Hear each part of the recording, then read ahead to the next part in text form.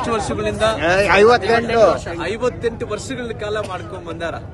58 ವರ್ಷಗಳ ಕಾಲ ಇಷ್ಟು ದಿನ ಆಯ್ತು. 58 ವರ್ಷಗಳಲ್ಲಿ ಒಂದು ಸಣ್ಣ ಘಟನೆ ಕೂಡ ಆಗಲಿಲ್ಲ. 58 ವರ್ಷದಲ್ಲಿ ಇವತ್ತು 58 ವರ್ಷದಲ್ಲಿ ಆಗ್ಲಾರ್ದಂತ ಘಟನೆ ಇವತ್ತು ಏಕಾಏಕಿ ಒಂದು ವಿಸರ್ಜನೆ ಮಾಡಕ ಇವತ್ತು ಪೊಲೀಸರು ಜೊತೆಲಿ ಅಧಿಕಾರಿಗಳು ಮಾಡಿಕೊಡಕ ಅವಕಾಶ ಮಾಡಿಕೊಡ್ತಾ ಇಲ್ಲ.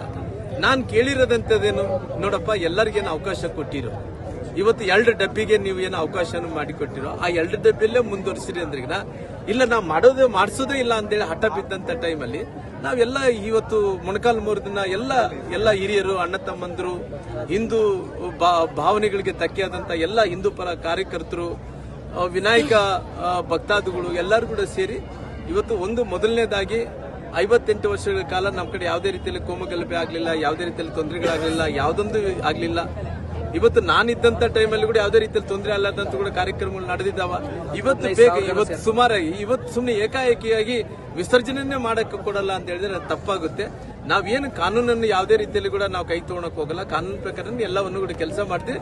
ದಯವಿಟ್ಟು ನನಗೆ ವಿಸರ್ಜನೆ ಮಾಡಕ್ಕೆ ಅವಕಾಶವನ್ನು ಮಾಡಿಕೊಡ್ಲಿ.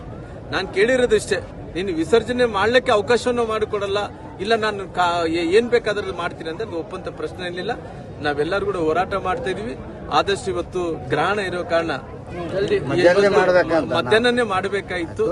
ಅವರು ಇವತ್ತು ಮತ್ತೆ ಮುಂದೆ ಏನ್ ಮಾಡ್ತಾರೋ ಇಲ್ಲ ಗೊತ್ತಿಲ್ಲ. ನಾವು ರಾತ್ರಿ ಒಳಗಡೆನೆ ಅದು ಸಮಯ ಗ್ರಹಣದ ಪ್ರಕಾರ ನಾವು ಆ ಸಮಯದ ಒಳಗಡೆ ನಾವು ವಿಸರ್ಜನೆ ಮಾಡಬೇಕಾಗುತ್ತೆ.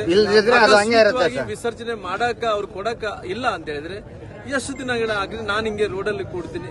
ನಮ್ಮೆಲ್ಲ ಹಿಂದೂಗಳೆಲ್ಲರೂ ಕೂಡ ರೋಡಲ್ಲಿ ಕೂಡ್ತಾರ. ಅದು ಏನ್ ಮಾಡ್ತಾರ ನೋಡೋಣ ಆಮೇಲೆ ಬೇಕಾದ್ರೆ.